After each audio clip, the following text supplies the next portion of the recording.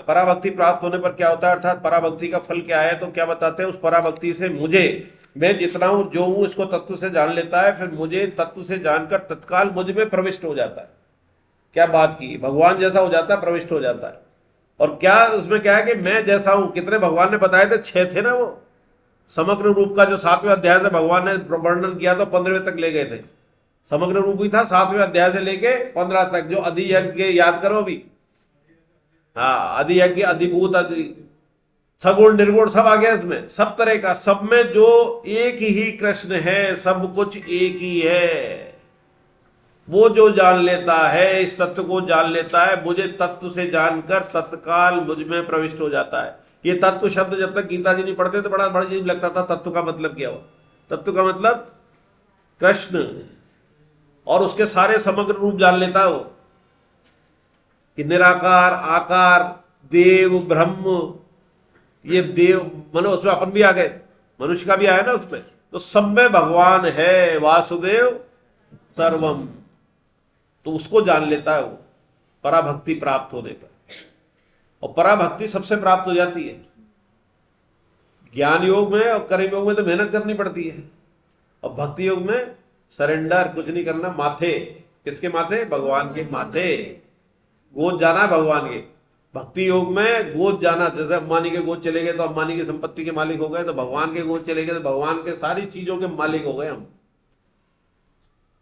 मालिक बन गए ना। फिर किसी चीज की कमी है क्या? आ गया। और इसमें तत्काल, क्योंकि ये सारा सारा रिवीजन है, अपन इसमें अंदर पढ़ेंगे ना तो वही चीज अपन पढ़ चुके हैं। देखो इसमें एक अच्छी बात है, विशेष बात में लिखी है, उसको पढ़ देता हूं। ज्ञान मार्ग से चलने वाले साधक में तत्व से जानना और प्रविष्ट होना होता है। ये दो ही होते हैं, दर्शन नहीं होते, क्योंकि दर्शन की उसकी इच्छा नहीं होती, निराकार है वो तो दर्शन चाहता ही नहीं है, तो भगवान क्यों सिर लेंगे यार, देखो चाहता ही नहीं है तो दर्शन नहीं देते उसको। लेकिन भक्ति मार्ग में जानना तो हो ही जाता है, प्रविष्ट में भी हो जाता है भगवान में, पर भगवान के दर्शन भी होते हैं, अर्थात भक्ति से ही भगवान पूरी तरह से जानने में आते हैं। ये एक पेच लगा दिया भगवान ने। तो जो अपन उसमें डिफरेंस पढ़ रहे थे ना, ज्ञान योग में भक्ति योग में जो पढ़ रहे थे, सगुण साकार वाली बात है ये, तो उसके अंदर एक विशेषता ये और आ गई कि भगवान के दर्शन इसी में होंगे, उसमें दर्शन नहीं होंगे। यानी कि मोक्ष संन्यास योग, हम बैकुंठ के पास जाए, बैकुंठ में जाएंगे, हम इनर्ट नहीं होंगे। ज्ञानी भी भगवान से मिलता है, लेकिन ज्ञानी का मिल रहा भगवान से अपॉइंटमेंट लेकर, मानो ऑफिस में जाना। ये और बढ़िया एग्जांपल दिया है कि ज्ञानी जाएगा तो अपॉइंटमेंट लेकर जाएगा, और भक्त का मिलना भगवान से उनके घर पर, उनके साथ अतरंग मेल मिलाप होता है, वो कहीं भी जा सकता है, रसोई तक एंट्री, बेडरूम तक एंट्री है उसकी, भक्त की। और वो ड्राइंग रूम वाला कभी अंदर आ सकता है क्या? एक तो अपॉइंटमेंट लेके आएगा, और बेडरूम से आगे नहीं बढ़, वहां ड्राइंग रूम से आगे नहीं बढ़ पाएगा। और भक्त क्या होगा? बिना अपॉइंटमेंट के आते जाते चलते फिरते, कहां तक, कहीं भी भगवान कहां बैठे हुए, छुपे हुए कहां बैठे, वहां ढूंढ लेगा। तो कितनी बढ़िया बात है, भगवान के दर्शन भी होंगे, भगवान के सारे अधिकार मिल गए हमें। अब संबंध ये पढ़ो, संबंध बहुत बड़ा है इसमें, और ये मक्खन कहा जाता है इस श्लोक को। ये 56 वाला 57 वाला है ना, ये मक्खन का है। क्यों कहा है? पढ़ो, पढ़ने में आएगा संबंध। ज्ञान और संन्यास के तत्वों को अलग अलग जानते हैं तो इन प्रश्न के उत्तर में भगवान से कर्म योग, विचार प्रधान सांख्य योग, योग ध्यान प्रधान सांख्य योग और संक्षेप में पराभक्ति का वर्णन करते हैं। लेकिन अब श्री कृष्ण शरणागति की प्रधानता वाले भक्ति योग का वर्णन शुरू करते हैं। यह विधान संपूर्ण गीता का मक्खन, गीता का मेन है। जो कुछ साधन सामग्री आपको बताई उस सबके पीछे एक श्री कृष्ण खड़े हैं, वही है, बाकी कुछ है ही नहीं। गीता ज्ञान कर भक्ति की त्रिवेणी है, लेकिन संगत तो स्वयं श्री कृष्ण है। बस इस ओर हमारी दृष्टि हो जाए। यज्ञ, तप, दान, ध्यान, संन्यास, ज्ञान, कर्म, तपता, बुद्धि, धृति,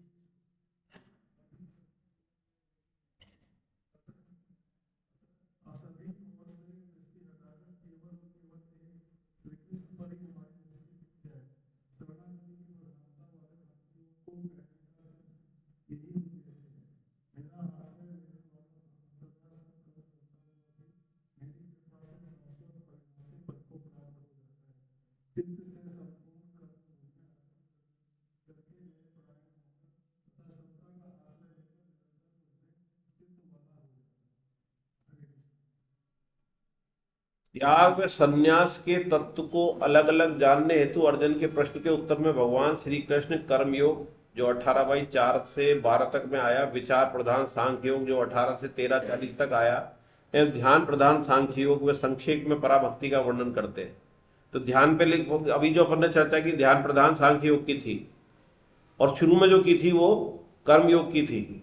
लेकिन अब श्री कृष्ण शरणागति की प्रधानता वाले भक्ति योग का वर्णन शुरू करते हैं, जो 56 से 66 है। ये वृत्तांत संपूर्ण गीता का मक्खन है। गीता नवनीत, नवनीत का मतलब क्या होता है? मक्खन।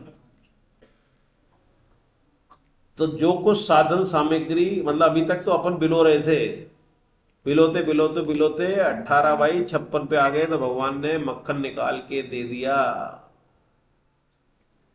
बस जो कुछ साधन सामग्री अब तक बताई उस सब के पीछे एक श्री कृष्ण ही खड़े हैं, वही हैं, बाकी कुछ और है नहीं। गीता ज्ञान कर्म भक्ति की त्रिवेणी है, लेकिन संगम तो स्वयं श्री कृष्ण है। भगवान का प्रेम संगम, मतलब पीक पे ला रहे हैं भगवान। बस इस ओर हमारी दृष्टि हो जाए। यज्ञ, तप, दान, त्याग, संन्यास, ज्ञान, कर्म, कर्ता, बुद्धि, धृति, सुख, ये सभी के अपन पढ़ चुके हैं। राजसी तामसी सभी पढ़े पिछली 2 क्लासों में। और ये पढ़ने के बाद अब कह रहे हैं कि इन सब के मूल में वे ही हैं, भगवान श्री कृष्ण। अतः सभी ओर से दृष्टि हटाकर केवल और केवल एक श्री कृष्ण पर ही हमारी दृष्टि टिक जाए। शरणागति की प्रधानता वाले भक्ति योग का कहने का यही मुख्य उद्देश्य है। तो ये जो 10 श्लोक है 11, ये भक्ति योग है। कहा था ना कि 18 में सारे ही आ रहे हैं। कर्मयोग हो गया, ज्ञान योग चल रहा था। अब ये 10 श्लोक यानी 66 पे कहते कहते कहां पे ले जाएंगे? सारे धर्मों के आश्रय का छोड़ 66 पे ले जाएंगे। मेरी शरण में आ जा, सबका आश्रय छोड़ दे, 66वें श्लोक पे आ जाएंगे ऊपर, बिल्कुल अंतिम स्टेज पे। तो मेरा आश्रय लेने वाला भक्त सदा सब कर्म करता हुआ भी मेरी कृपा से शाश्वत अविनाशी पद को प्राप्त हो जाता है। तो इस लाइन में क्या आया? मेरा आश्रय लेने वाला। आश्रय मतलब शरणागति। सदा सब कर्म करता हुआ, कर्म करता हुआ विकर्म नहीं है यहां, अकर्म, ये अकर्म बोल रहे हैं। सकाम होगा, कामना वाला होगा, कर्ताभिमान के साथ होगा। तो भगवान की शरणागति होगी तो वो भी अकर्म हो जाएगा। कर्म हुआ भी मेरी कृपा से, मतलब वो कर्म तो कर रहा है लेकिन मेरी कृपा से शाश्वत अविनाशी पद को प्राप्त हो जाता है। शाश्वत, शाश्वत मतलब जो हमेशा, जिसका आदि अंत नहीं होगा, मेरी तरह शाश्वत। अविनाशी पद को, विनाश नहीं होगा।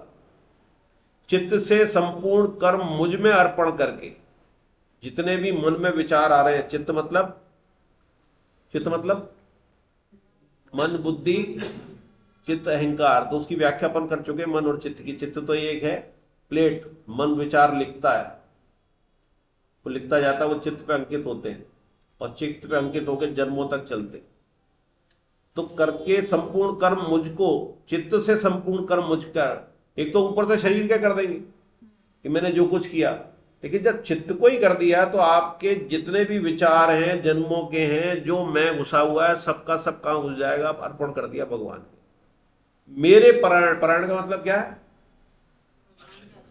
आश्रित, भगवान के आश्रित हो गया, उसी का हो गया। आश्रित भी न को, उसी का हो गया। किसका हो गया? भगवान। हाँ, अपने स्त्री, ये अपने विवाह को क्या कहते हैं? परिणय, परिणय, परायण, यही तो परायण है। तो परिणय, परायण एक ही ये बात है कि परायण हो गई कौन? पत्नी, पति के परायण हो गई, आश्रित नहीं है। सहयोगी भी मान सकते हैं, उसी की हो गई, किसी और की नहीं। इसमें ये भी शब्द इस्तेमाल कर सकते हैं, अविविचारणी। परायण का मतलब किसी और के परायण नहीं, मेरे परायण तथा समता का आश्रय लेकर निरंतर मुझ में चित्त वाला हो जा। समता का आश्रय क्या है कि कोई परिस्थिति आए उससे विचलित ना हो, हर समय एक सा बना रहे। और एक सा क्या बना रहे कि मैं तो भगवान का हूं, कोई लेना देना नहीं, मैं तो भगवान का हूं। क्रिया कर्म रोकने की कोई मतलब इसमें मना नहीं हो रही है, सारे कर्म करता हुआ, सदा कर्म करता हुआ, कर्म भी की मना नहीं कर रहे हैं, पर वो किसको अर्पण करने को कह रहे हैं? चित्त तक से मैं मुझे अर्पण करना, तेरे लिए नहीं कर रहा, मेरे लिए कर रहा, चित्त तक कर रहा है मेरे परायण होकर, समता का आश्रय लेकर। आश्रय किसका लिया? समता का, समतल, और लेकर निरंतर मुझ में चित्त वाला हो जा। चित्त वाला मतलब अब जब चित्ती अपन ने सब कुछ अर्पण कर दिया तो भगवान का ही चित्त हो गया ना, मेरे चित्त वाला हुआ। जैसे मैं सोच रहा हूं वैसा सोच, तो तू जैसा सोचेगा वो मैं सोचूंगा, तो मेरे चित्त वाला हो गया। पहले तो चित्त को अर्पण करवाया तभी तो दिया कि अब तू मेरे चित्त वाला हो गया। यानी कि पहले तो शादी हुई तो उसके बाद तो अधिकार दिया, मुझ में चित्त वाला हो गया, मेरे जैसी हो गई, मेरे जैसा हो गया। और समता का आश्रय, कोई प्रभाव नहीं पड़े। और इसमें जो व्याख्या में लिखा है, जो स्वामी जी कई बार कहते हैं सत्संग में, कि कोई भी क्रिया, कोई भी कर्म, ये सब जब तक दान दारा गए ना, भगवान तक नहीं पहुंचा सकते। भगवान तक कोई भी दान पुण्य क्रिया कर्म नहीं पहुंचा सकते। पहुंचा सकते हैं क्या? मैंने इतने दान किया, मैंने इतने बढ़िया कर्म किए, मैंने इतनी सेवा की, तो फिर क्यों करें? इसका उत्तर कौन देगा? बताओ क्यों करें? फिर क्यों करें बताओ? अरे आप लोगों, मुकेश जी आप तो लास्ट में जब कोई ना बोल पाए, बोलो क्यों करें? हाँ साधन तो है लेकिन नहीं पहुंचा सकते, फिर साधन तो बेकार हो गया।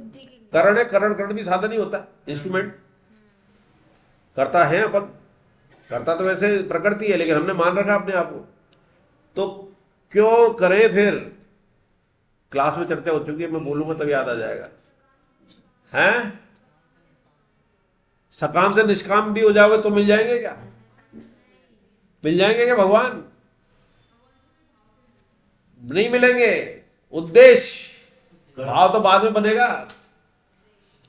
वो ये जनरल भाषा बोल रही है, गीता साधक की भाषा नहीं है ये। बाहर जाके बोलोगे सब भाव ही बोलेंगे। भगवान के भाव लगा सकती हो क्या? भगवान का भाव है, सामान खरीदने जाती हो ना कोई भी, तो उसका भाव लगा सकते हैं। तो जो उसका रेट है उससे ज्यादा देते ना अपन, जब भी तो देगा वो आपका। जितने में खरीद के लाया, जितने बना उससे कम में दे देगा। तो भगवान की रेट है क्या? दे सकते हैं क्या? तो भाव से कैसे मिल जाएंगे? दो कारण से करना चाहिए। अगर ये नहीं करेंगे तो फिर असाधन करेंगे। असाधन मिटाने के लिए साधन करना है। साधन ये, जब तक ज्ञान परिवार पालना निष्काम होकर कर, नहीं करेंगे तो उल्टा सीधा करेंगे ना, खाली दिमाग शैतान का घर। तो आपका मन इन चीजों में लगा रहे, किन कर्मों में? कर्म ये करते रहो, निष्काम करते रहो, करते रहो, करते रहो, भगवान के अंदर स्मरण करते रहो, मुक्ति हो गई।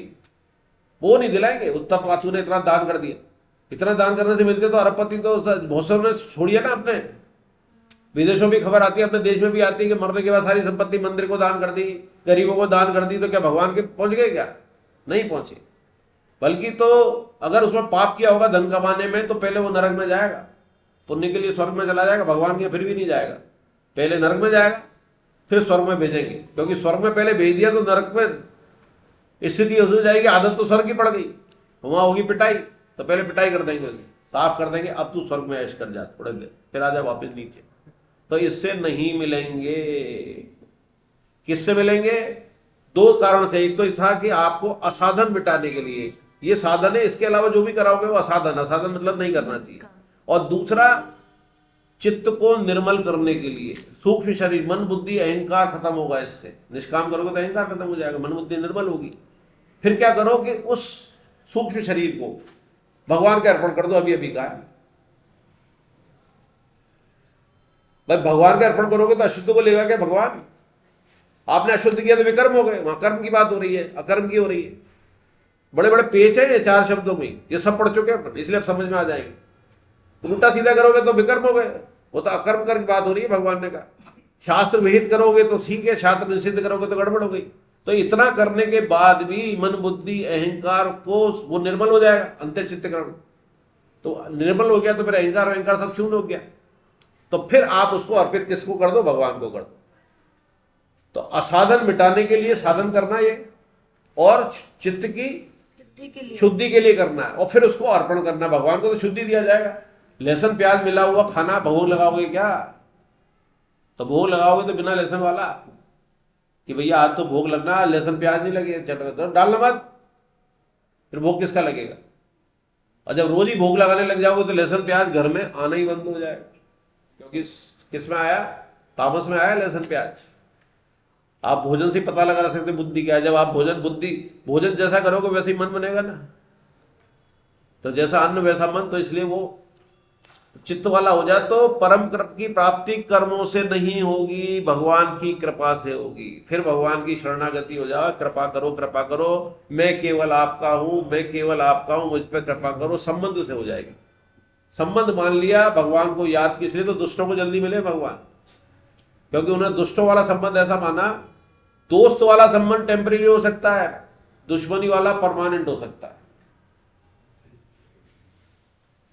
क्यों मुक्ति हुई दुर्योधन की, कंस की, रावण की? कि एक क्षण भी उन्होंने राम नहीं छोड़ा, कृष्ण का नहीं छोड़ा। जब भी रात में नींद खुलती थी तो लगता था कृष्ण आ गया दुर्योधन। दोस्त याद आता है क्या? जो खास दोस्त याद आएगा रात में? अपने भोगों में याद आएगा क्या? भोगों में भी दुश्मन याद आएगा, आ नहीं जाए, और बुरा हो रहा होगा तब भी याद आ जाएगा, गुजरी तो नहीं करवाया। हर समय याद में रखने वाला सबसे बढ़िया है। भगवान से दुश्मनी पालो तो ऐसी पालो, फिर कोई दुश्मन नहीं होना चाहिए उसके बाद। तो एक फायदा तो हो गया कि संसार में और कोई दुश्मन तो नहीं बचा है, एक ही रहा है। तो मुक्ति होगी कि नहीं होगी? तो फायदा भी करा दिया कि संसार से तो तेरी कट कर दिया, तेरे को फंसते उसी में, दोस्ती में ही। सुख संबंध सुखा सकती क्या? वो दोस्ती तो है, इससे भी दोस्ती है। हो जाए तो कितने हड़बड़ हो जाता, आत्मा चलेगी। हाँ, पत्नी भी बुरी लगती है उस समय, तो छोड़ तू, मेरा मोबाइल का है। ये मुसीबत है। तो भगवान सब भूल जाएंगे। और ये मोबाइल अगर दुश्मन ने ले लिया है, भगवान ने गिराया है, इसमें उल्टे सीधे बहुत थे तेरे, इसलिए भगवान ने गिरा दिया। अच्छा, इतनी हिम्मत हो गई, ले अब तो एप्पल का लेके आऊं और इससे बुरे देखूंगा। तो हो गया ना, भगवान फिर भी याद आया, बुरे में भी उससे लड़ाई उससे।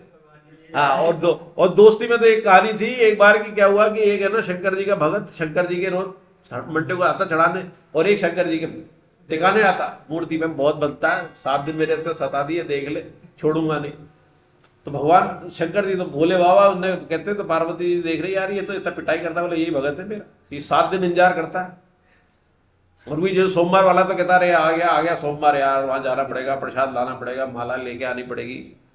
ये सोचता है कि आज मंगल सोमवार आ गया, आज मुसीबत है यार, वहां जाना पड़ेगा, प्रसाद भी लाना पड़ेगा, फूल माला भी लेके आनी पड़ेगी, वहां तक जाना पड़ेगा, ये सोच रहा है। और वो इंतजार कर रहा है 7 दिन आने तक सोमवार, और उसको कुछ नहीं खरीदना, चप्पल उसके पास है।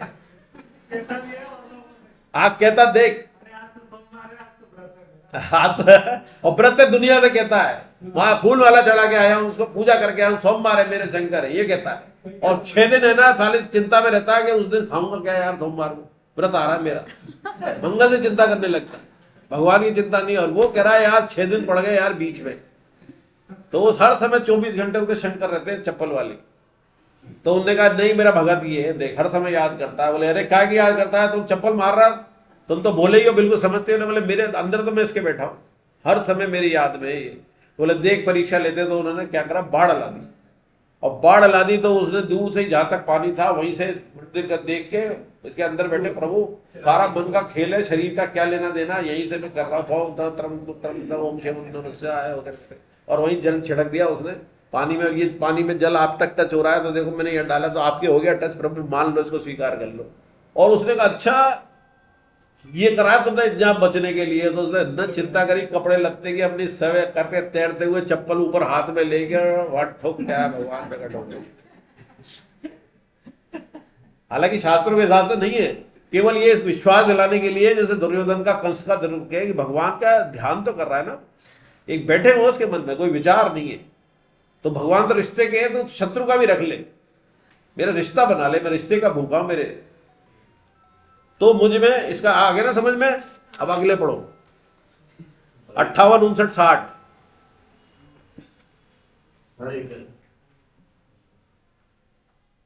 संबंध श्लोक 1856 में अपना सामान्य विधान बताकर श्लोक 1857 में अर्जुन को विशेष रूप से आज्ञा देते हैं और उसी आज्ञा को आगे के श्लोकों में क्रमशः अन्वय और व्यतिरेक रीति से दृढ़ करते हैं। मुझ में चित्त वाला होकर तू मेरी कृपा से संपूर्ण विघ्नों को टल जाएगा और यदि तू अहंकार के कारण मेरी बात नहीं सुनेगा तो तेरा खत्म हो जाएगा। अहंकार का आश्रय लेकर जो ऐसा मान रहा है कि मैं युद्ध नहीं करूंगा, तेरा यह निश्चय मिथ्या है, क्योंकि तेरी शास्त्र प्रकृति तुझे युद्ध में लगा देती है। हे कुंती नंदन, अपने स्वभाव जन्य कर्म से बंधा हुआ तू मोह के कारण जिस युद्ध को नहीं करना चाहता, उसको भी तू सात प्रकृति की परवश होकर करेगा। हरि हरि। अब देखो 56 से भगवान ने भक्ति का प्रकरण शुरू किया है, 56, 57 बता दिया। अब श्लोक 56 में अपना सामान्य विधान बताकर श्लोक 57 में अर्जुन को विशेष रूप से आज्ञा देते हैं। और आज्ञा दे दी ना कि मेरे ऐसे मन समर्पित कर दे जो पिछले श्लोक में, उसी आज्ञा को आगे के श्लोक में क्रमशः अन्वय और व्यतिरेक रीति से दृढ़ करते हैं। ये समझ में आ रही है? दो शब्द आपने मुकेश जी आपके तो आ रही है, अन्वय और व्यतिरेक रीति से। अन्वय का मतलब डायरेक्ट बोलना कि ये मोबाइल है, ये तो क्या हो गया अन्वय, जिसको डायरेक्ट बोल दिया। और ये बोला कि ये मोबाइल नहीं है, ये मोबाइल नहीं है, ये मोबाइल नहीं है, ये मोबाइल नहीं है, ये मोबाइल नहीं है, तो फिर जो बचा रह गया वो मोबाइल है ना। तो ये जो रह गया वो आखिरी में व्यतिरेक रीति है, सबसे घुमा फिरा के बोलना। कुर्सी बोल दी, एक कुर्सी है। अब दूसरी तरीका और है व्यतिरेक में कि एक ऐसी चीज है जिसमें चार टांगे हैं, उसमें बैठने का भी है, सहारा भी है, घुमा के बोलना, व्यतिरेक तरीका। ऐसे कहा जाता है जैसे माँ अपने बच्चे से कहती है बेटा पढ़ना चाहिए, सुबह उठ के पढ़ना चाहिए, उसको समझाया पहले, तो उसको कहता है अगर नहीं पढ़ेगा तो फिर कैसा होगा। हाँ, व्यतिरेक नहीं की, ये उल्टा अन्वय और व्यतिरेक, ये पहले भी आ चुका है बात। तो मुझ में चित्त वाला होकर तू मेरी कृपा से संपूर्ण विघ्नों को तर जाएगा, ये तो दे दिया आश्वासन। चित्त वाला वाली बताई दिया, मेरे में चित्त वाला हो गया, मेरे चित्त वाला हो गया, पिछले श्लोक में बता दिया मेरी कृपा से। अब कृपा आ गई ना बात, अभी जो चर्चा कर रहे थे ना, बिना कृपा के नहीं मिलेंगे। कृपा के लिए पुकारना ही काफी है, बहुत पुकार करो, उसके बंदों की सेवा करो, अंदर उसका ध्यान करो और पुकारो, बार बार, हर बार पुकारो, 2, 4, 10 मिनट में, आधा घंटे में पुकार लगाओ। कई बार तो ऐसा भी कहते हैं कि अगर आपको भूल जाओ तो अपनी पिटाई कर लो, एक चपत लगा लो अकेले, भूल गया तो कि मैं भगवान का हूं, मैं भगवान का हूं, भगवान मेरे हैं। ऐसे अहंकार भी खत्म होगा, ममता भी खत्म होगी। मेरे भगवान, मैं भगवान का, हो गई ममता, अहंकार खत्म। पंच वो है ना, पंचामृत क्या है बताओ? है भगवान, भगवान के घर में ही रहता हूं, जो पाता हूं भगवान के पाता हूं। जो 5 बोल रहा मुकेश जी लाइन पे, हम भगवान के ही हैं, हम जहाँ भी रहते हैं भगवान के ही व्यापार में करते हैं, हम जो भी शुभ काम करते हैं भगवान का ही काम करते हैं, शुद्ध सात्विक जो भी पाते हैं भगवान का ही प्रसाद पाते हैं, भगवान के दिए प्रसाद से भगवान के ही जनों की सेवा। वाह, है ना। तो ये अपनी किताब है, छोटी सी है, आज डाल देना, पढ़ी हो किसी के पास तो, या मेरे को ढूंढ के डाल देंगे, वो 5 पढ़े हो ना, ग्रुप में डाल देना। तो संपूर्ण विघ्नों को तर जाएगा। और यदि, अब एक लगा दिया, या फिर तेरे दोबारा विचार आ जाए, इतनी तो तेरी पिटाई कर चुका हूं मैं, यहां लगाया और यदि, धमकी दे दिए यहां। और ये धमकी आगे आगे देंगे तो फिर देखना फिर क्या होगा। अर्जुन का भी बोलेगा कुछ नहीं, एक ऐसा श्लोक आएगा अर्जुन बोलेगा नहीं, लेकिन सब समझ में आ जाएगा, रोने की स्थिति में आ जाएगा अर्जुन आगे अभी। और भगवान उसके बाद उसको अपना इष्ट बना देंगे, जो भगत मेरे मुकुट मणि। इष्ट कहते हैं, इष्ट सखा वखा तो बहुत कह लिया, इष्ट कहेंगे जब उसकी ये स्थिति आ जाएगी कि भगवान अभी धमकी देने वाले हैं आगे उसे। यहां तो और यदि दिया है, और यदि तू अहंकार के कारण मेरी बात नहीं सुनेगा तो तेरा पतन हो जाएगा। भगवान और हमारे बीच में क्या है? अहंकार। ये इसका गहराई में अर्थ है। अहंकार जो मैं है ना, ये बहुत तगड़ा मैं है। ये मैं किसने दिया तुझे? ये शरीर किसने दिया? ये पद किसने दिया? ये रिश्ते किसने दिए? जो आपके पास है उसी का तो मैं होगा। तो मैं किसने दिया? ये बोलने की क्षमता अगर तेरे पास ये सारे होते चल, और बोलना नहीं होता, तू गूंगा होता बचपन से, तो मैं भी बोल पाता क्या? तरस रहा होता बोलने के लिए। लिखने की क्षमता भी नहीं दी होती, लिख भी नहीं पाता, बोल भी नहीं पाता, करोड़पति होता। तेरे बाल बच्चे भी होते, अरबपति सब कुछ होते, तो मैं होता क्या? तो ये बोलने की क्षमता भी तो हमारी ब्रोकाज एरिया होता है। ब्रोकाज एरिया नहीं है, ब्रोकाज एरिया कहते हैं बोलने का, सुनने का जो होता है। ब्रोकाज एरिया नहीं है, एक कृष्ण एरिया है, दिमाग में होता है, उसी का ब्लड सप्लाई रुक जाती है। तो हम सारा जिंदगी भर उसको ब्लड सप्लाई रोकने का प्रयास ही कर रहे हैं, स्थूल रूप में तो उल्टा सीधा खा के, और पारमार्थिक रूप में उल्टे सीधे काम करके ब्रोकाज एरिया को खत्म कर रहे हैं। बोलते बोलते भी हमारा बोलना ऐसा हो जाता है किसी को पसंद नहीं आता। मैं किसको पसंद आता है बता? अगर कोई मैं बोल रहा हो, चाहे कितने ही बड़े पद में हो, ऐसा लगता है बोलना बंद कर दे, लगता है ना।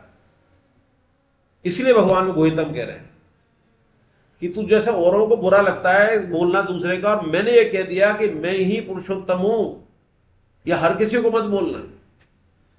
ये गोहितम है, इसके लिए मना किए 67 वाले श्लोक।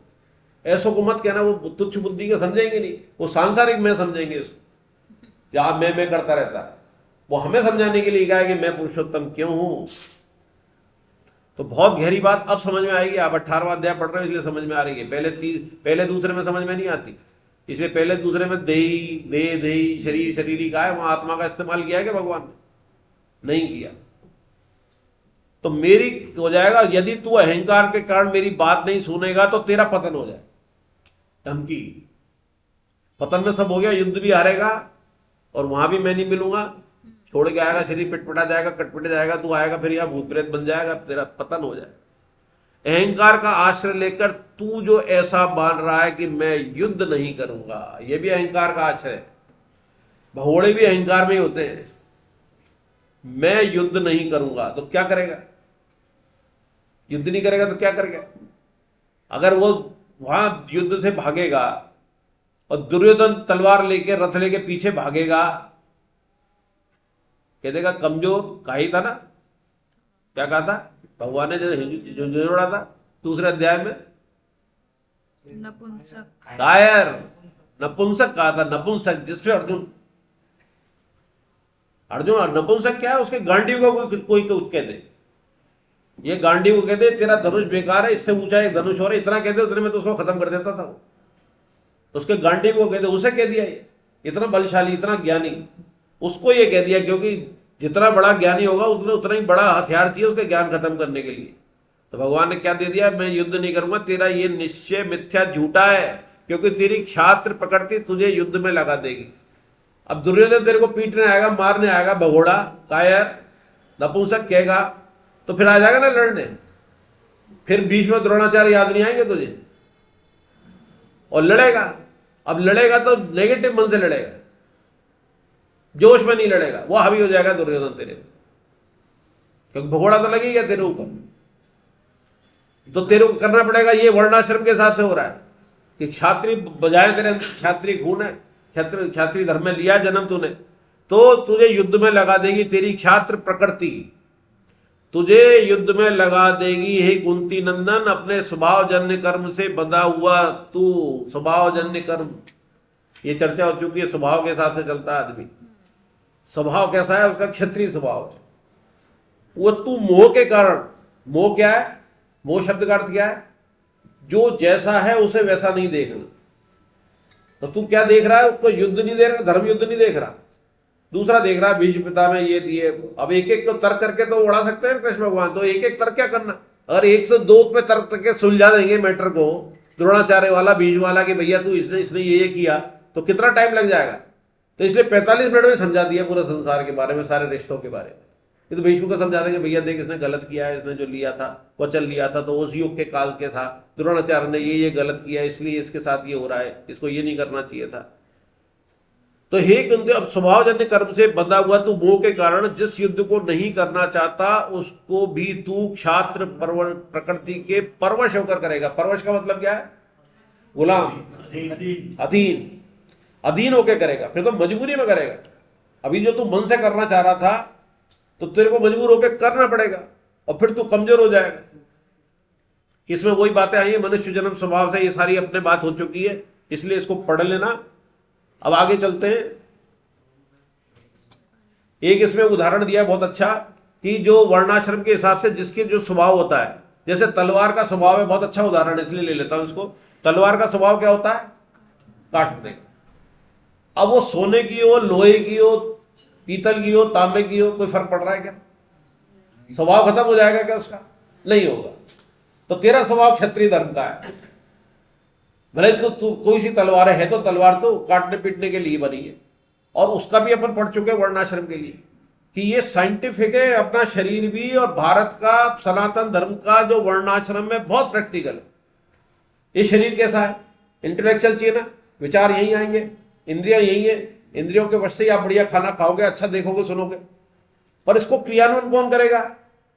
शरीर, ये हाथ पैर करेंगे, हाथ करेगा ना, उसको क्षत्रिय दे देगा, आपकी रक्षा भी करेगा, आपके लिए इंतजाम भी करेगा खाने का, तो क्षत्रिय धर्म का ये हो गया। और वैश्य का क्या होगा? पालन के लिए, जो आपके लिए भोजन के लिए चाहिए। अपने कहा था ना वैश्य के होते हैं दूध पालना, खेती करना, ये सब पालन के लिए, इसके लिए चाहिए ना। अगर ये खाली पड़ा रहेगा, कमजोर हो जाएगा शरीर, तो ये हाथ कुछ कर पाएगा? और हाथ कुछ नहीं कर पाएगा तो कितना बढ़िया सोच ले। तो ये किस पे निर्भर हो गया? इस पे। और ये किस पे निर्भर हो गया? इस पे। और ये तीनों किस पे निर्भर हो गए? पैर पे। बहुत मजबूत है, बढ़िया बुद्धि चलती है तेरे, और तेरे दोनों पैर कटे हुए, कर लेगा कुछ? तो सबसे लास्ट कौन हो गया? बेस। बेस कौन है? शूद्र धर्म। और हम वर्ण पैदाइशी सब शूद्र है।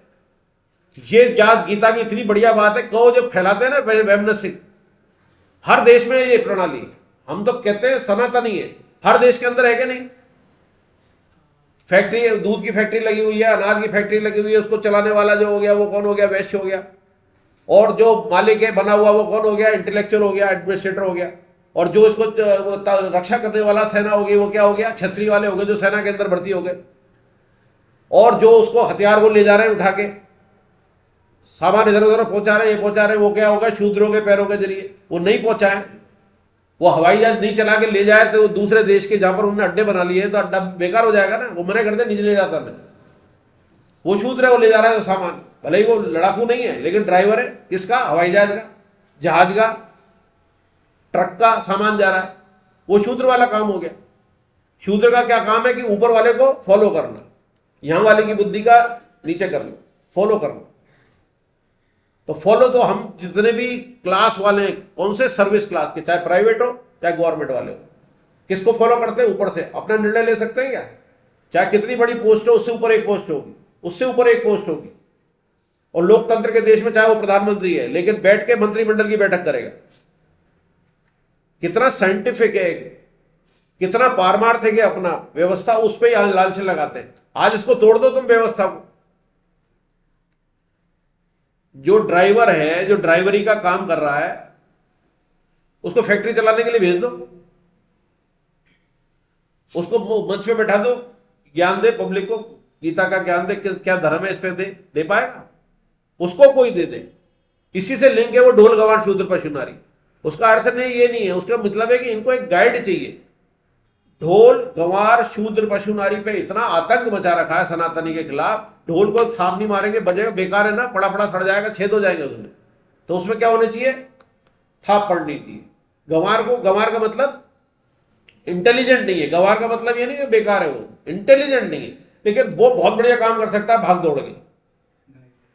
तो उसको एक सही निर्णय देने वाला है तो सही काम करेगा ना, वो निर्णय गलत ले लेगा ना। तो शूद्र वाला भी वही हो गया। जो पैर वाला है, पैर के लिए ये देगा क्या? इसके लिए भी देगा। इसको फॉलो कौन करेगा? यहां लड़ना, यहां नहीं लड़ना, यहां भोजन ये वाला करना, ये नहीं करना, ये कहां से आ रहा है? यहीं से आ रहा है। उल्टा सीधा खाएगा तो पेट खराब हो जाएगा। तो इसका सबका गाइड प्रधानमंत्री यही है कि ये खा, यहां रक्षा कर, यहां से बच, ऐसे कर, और यहां इसको लेके जा शरीर को, ये ले जाएगा। कितना साइंटिफिक बना रखा है हमारे, लेकिन उसका हम विरोध करते हैं। जो जैसा है उस जगह बेस्ट करे। इसलिए वो 3/45 का था ना, जो बच्चे ने सवाल पूछा था कि भय कराने वाला है। भय इसलिए कराने वाला है कि ये आप जो है वो कई जन्मों के कारण मिला है। आपको जन्म आपकी मर्जी से मिला है क्या? वो पूर्व जन्म के कर्म थे जो हमें दिखाई नहीं दे रहे। पूर्व जन्म के कर्म दिखाते भगवान, तो यार तू यहां के लिए फिट था, इसमें बेस्ट कर सकता था। अभी तेरे पूर्व जन्म के कर्म इस हिसाब से कि तूने बहुत सेवा करी है, बहुत सेवा करी है, तो इसलिए तेरे को मैं शूद्र में कहता हूं सेवा में बेस्ट कर लेगा। झाड़ू लगाने वाले को अपने यहां भगवान मिलते हैं, ईमानदारी से काम करे, उसकी वाहवाही करते हैं, यार क्या झाड़ू लगाई है, क्या सड़क आज इतनी साफ है, तो वो कहां जा रही है? वाहवाही भगवान तक जा रही है। तो इसलिए ये इतना इंपॉर्टेंट है। क्षात्र प्रकृति परवश होके 61वां बहुत इंपॉर्टेंट श्लोक है ये भी।